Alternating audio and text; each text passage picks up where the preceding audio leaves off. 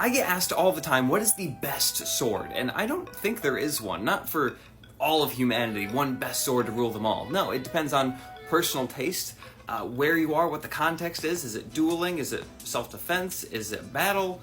You know, what's going on? I think there's a perfect sword per person, per scenario, and I definitely have my personal favorites. And if that's what you're wondering, I'm happy to tell you. So to start this conversation, what is the best sword for a one-on-one duel? Okay, so both competitors have the same weapon, the same sword, and they're on an equal playing field. In my opinion, the best sword for a one-on-one duel? The small sword. Now I know you're thinking, with this little needle of a sword, why not a long sword, or a claymore, or a saber, or a rapier?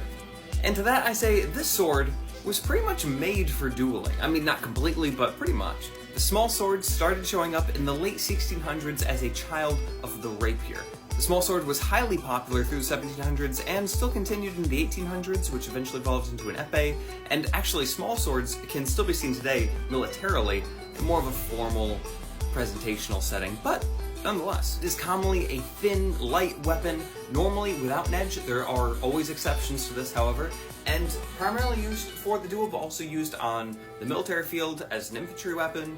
They were very often used by officers to point directions on the battlefield, and they're honestly just a fun little sword to have around. They don't always have an edge, and even if they did, you're not going to get great cuts unless you're, dressed like myself at the moment. So you're primarily trying to thrust your opponent.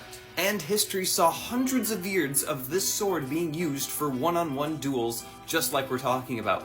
There's even a lot of fun techniques about like having an offhand dagger, having a cloak, or just having pocket sand to throw in your opponent's face.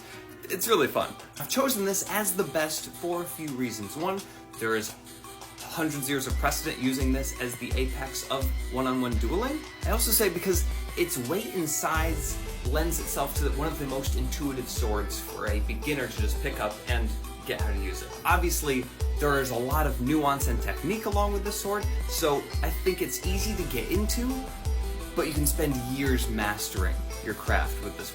So I say it's best for dueling for all those reasons, but that's just my opinion.